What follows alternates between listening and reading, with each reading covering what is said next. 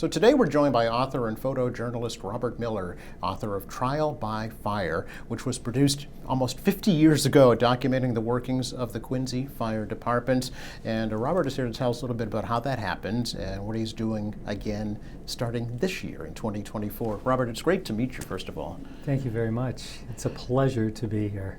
It's quite a story that you were a young 21-year-old college student back in, what, 1975? 1975 and 1976. Yeah. Having lunch out on Wollaston Beach.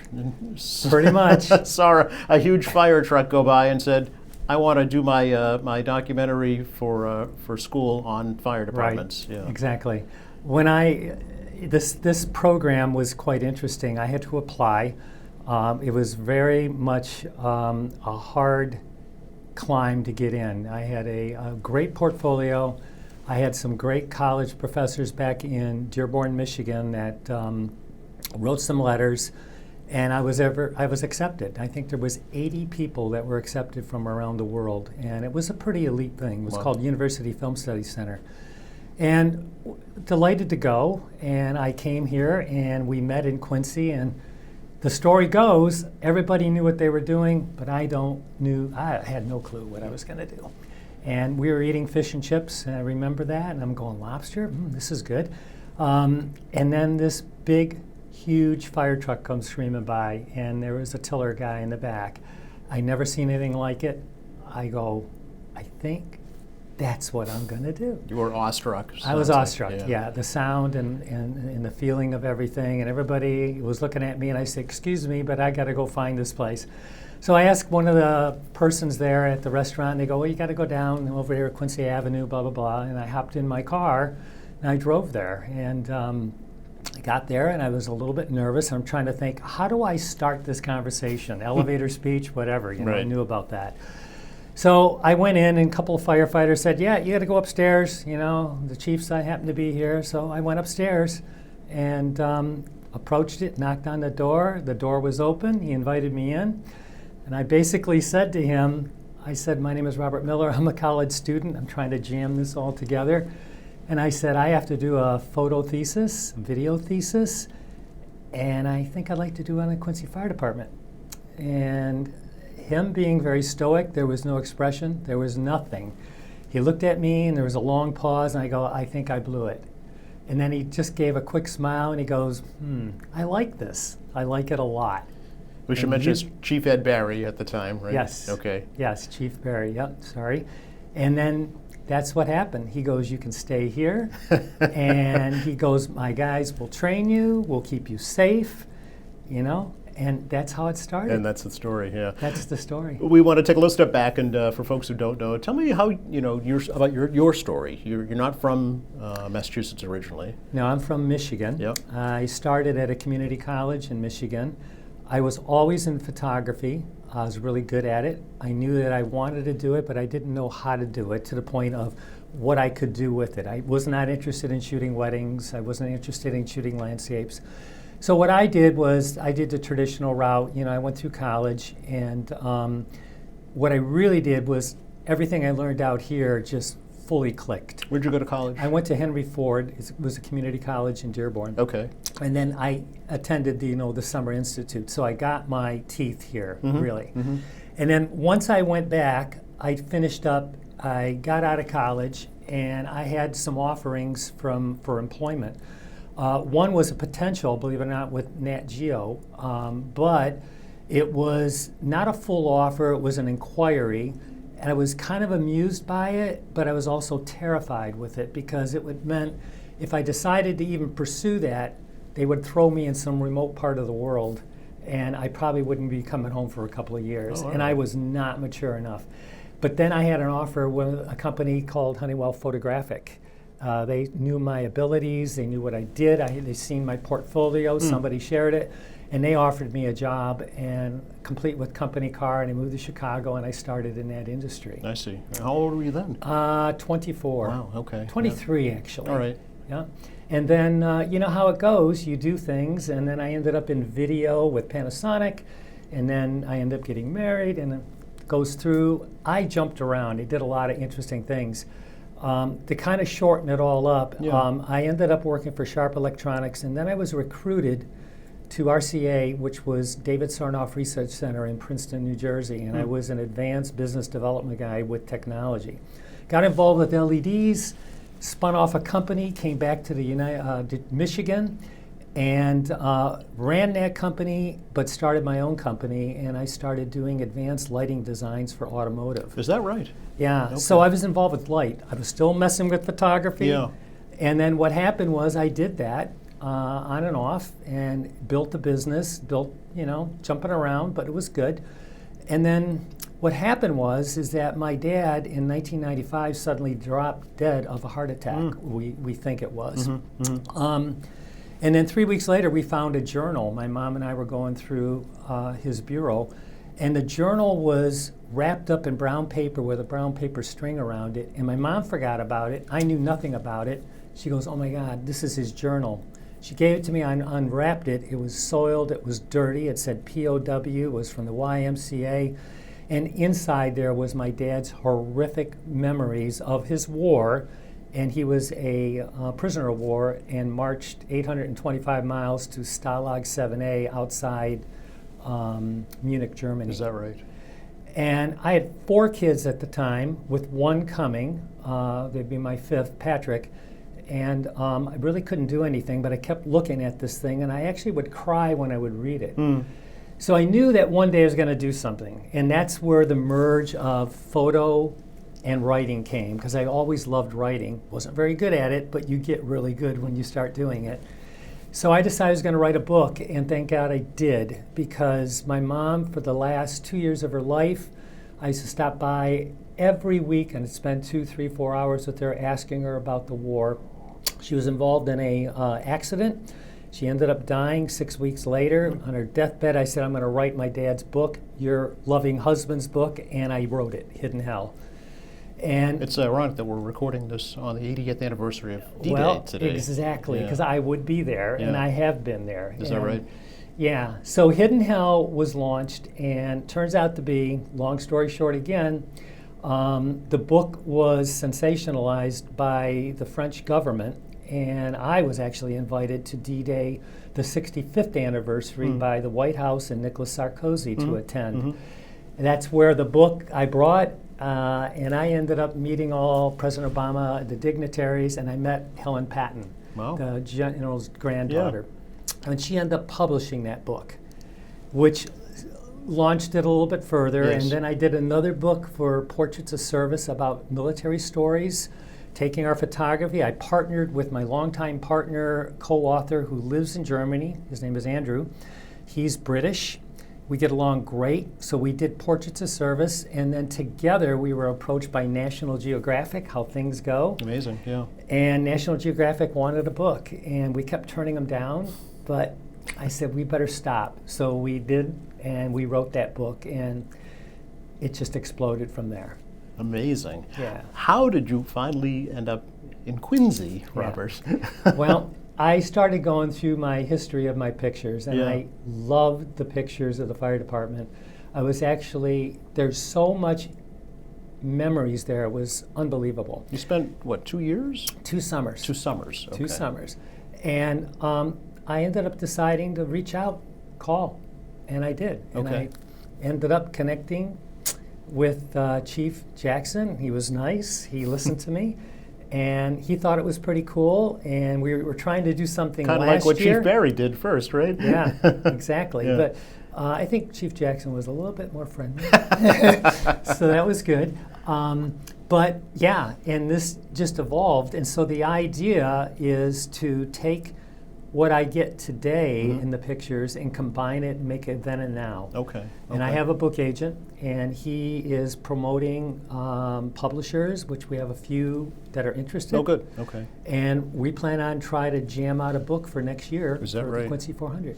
Right, 400th anniversary of the Which- city's settlement. Yeah, and it'll be my 50th anniversary from the time that I was here. Wow. So the first one is called Trial by Fire. Correct. Have you had a name for the second one? No, not No, yet. okay. We have some pseudo-names, but we're not sure yet. Oh, all right. You know, Okay. you kind of have to shoot the photographs And to let understand them what tell you the want. story? I see. Yeah. Interesting. But I think the interesting thing of this whole thing is the fire station. And all the fire stations are the same. There's some pictures on the wall that are still remembered by me. I mean, I was awestruck when I walked through the building yesterday and was able to sleep. The smells came back, the slight smoke, Yep. the noises, and it's been an amazing, beyond amazing experience to witness. And I can tell you it's different, though. When you get out into the streets, Chief Jackson was 5 years old when I was photographing. Right. And I'm proud to say that I'm glad I'm here, but there's a difference in contrast of what was and what is now. How so? You know, accidents were different back then. Yeah. Alcohol was a major factor. You talk about that in your book, actually. I do, Yeah. because I was moved terribly by what I saw. Right. And there was too many young adults my age that were dying on the streets Friday and Saturday nights, and I have the records. And it made me pause and made me reflect, and I go, you know, life is worth living and it's not worth wasting, and be smarter. And it helped. I walked away from some foolish things as you grow up, you know, because of this experience. And then again, building fires were a lot different. I mean, there was a lot of them. And I was exhausted most of the time because it was one right after another. I remember several nights being on rescue truck because I never could get dressed in time. I had a bunk. I had to sleep in my underwear because it was always 100 degrees, it seemed. And firefighters kind of loved it because I would grab my clothes, I would run to the fire pole, I would throw them down, and I would slide down the pole in my underwear.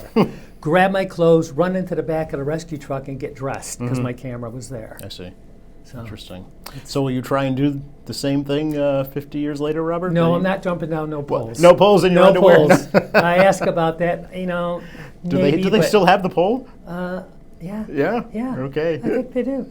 I probably, you know, if I get the courage, but they wanted to put me in an oven yesterday, and I kind of declined a little bit, you know, and I was amazed at that. But you will be staying at headquarters? Yeah. You're Last night I did 3 runs. You did? Yep. Okay. I woke up, I didn't miss any, and I do have the distinction of saying I've never missed a run in my life. Oh, there you go. Okay. You know, underwear, no underwear, you know. Did it ever inspire you to get into the fire service at all, or has anybody in your family? No, I have Okay. nobody. What it inspired me was the respect for this. Yeah.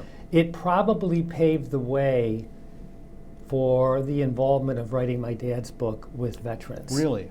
Because there's a lot of similarity with the camaraderie. I mean, I feel Yes, like yeah. I've known these guys for 100 years already. Well, many of them are veterans. Chief Barry That's was correct. a veteran. Yeah. Exactly. Yeah. But even the young guys today, Yeah. you know, there's a magical mixture of people there. And they invite me into their world, and I'm able to experience it. I'm able to point my camera and get a bit of their world and take it with me.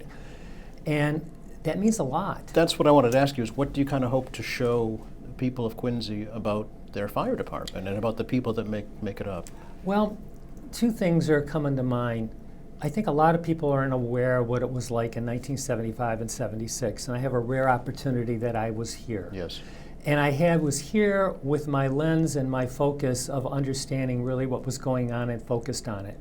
You know, and I have to tell this because when I used to get out of the truck the first couple of weeks, I was real naive. And I had You had no training, clue. no firefighter training. No, you were a I knew how to 21-year-old be college safe. kid, right? I Yeah. know that I had to get down low. You know, they gave me great training Sure, and all that. But sure. what does that mean when you don't do it? Right. You know, but I ended up doing it a couple of times. Yeah. But what was happening is that I'd get out and there would be these terrific accidents. And I would pause and I would go in the back line, back away, and I'd put my camera to my eye, I would take it down, I would pause, and I couldn't take the picture. Really? And that's exactly what the training was all about. Yes. How to understand an unfortunate circumstance, but to put yourself in a spot where you're going to document I it see. and then be able to share that for the benefit of teaching, benefit of a lot of different things. Yeah. Not to show the gruesome things Yeah. for YouTube. It was more of, okay, how does this work visually and how can you show other people tastefully? Okay. And that's what I learned how to do. And Good. before 3 weeks into it, I was a pro. I knew what to do. I knew where to go. When a house was burning, I knew what to do, where to go, what to expect. Sure. And the stories are terrific. There's a lot of them. Yeah.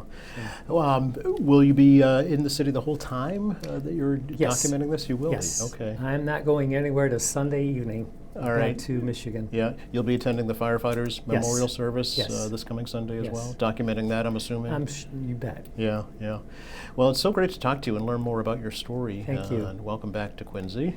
It has been a pleasure. Yeah. The town is grown. The people are beautiful. I was just going to say, what's the biggest change you've noticed just riding around the city? I mentioned there's so much difference, but Yeah. you know what's really cool? I recognize the intersections and the streets, Mm-hmm. and as odd as it is, they're all new buildings, but you go, wow, I've been here, Yeah. you know? And, you know, it was different. I had a bike, and I rode all around the town, you know, when I needed a break. Yeah. But it's a beautiful town, and hats off to the mayor because this town is elevated to something spectacular. Yeah, and I'm sure you've noticed the difference, obviously, in the equipment that the firefighters Oh. use today, but also their methods and their practicing, their training. You know, It's all encompassing. In fact, I call it the tiller truck Yep. was here and then it went away. That's right. And then Now it's back. It's back. Yeah. And today I had an opportunity to photograph it, be on it, get into the ladders, and do some interesting shots that I did before. Because when I left my last day here, Chief Jackson put me inside the ladders. I think there was a ladder thing, and they strapped me in, and they drove through the town of Quincy as my goodbye gift. Is that right? Oh, Yeah. Chief Barry, you mean back then? Yeah, Chief Barry, Okay. yeah, sorry. Interesting. And yeah, it was, I had a videotape at the time, Yes, but that's sure. long gone. Sure, And I wish I had my camera, but I could only choose one. Yeah. But I do have the shot. You know, I was curious, you were going to school in Boston, or Cambridge, right? Well, yeah, you'd meet there every so often, but it was out of Amherst. Oh, Amherst, okay. So I would go back and forth, you know, because you had to Okay. check in, you had to show your work, Yep, you yep. get the check. And I was one, we were supposed to do a project a year because it was a 2-year Okay. program. I convinced them that I'm doing one project because I'm not going to be done with it. And I ended up winning, and I ended up taking good honors. I was just going to ask, what was the score? Yeah, I did really You well. did well? It was very well received, Yeah. and I did a print exhibition. Plus, you had to get up and talk about it, Oh. and I did. Yeah. And I learned, and I put it in my pocket, and I said, "This was one of the greatest experiences of my life." But it's interesting that you chose to do it in Quincy and not in Amherst, you know, where Right. you were going to school. Yeah. It's just fate. Yeah. That fish and chips joint. That did it. And that did Do you remember it. the name of the place? by I think chance? it was called Rise, R-I-S-E. Okay. And again, I remember it was a white building with picnic tables in the front. Okay. You know, and they had the best shrimp around. It Wow. was- Do you still keep in touch with your colleagues that you were there that day? No, No? we all went different paths. I see, You yeah. know, it's just the way life works. You know, I Right. wish I did because there's a few of them that I would really like to connect. One was from New York. Oh, okay. Maybe he'll see this interview.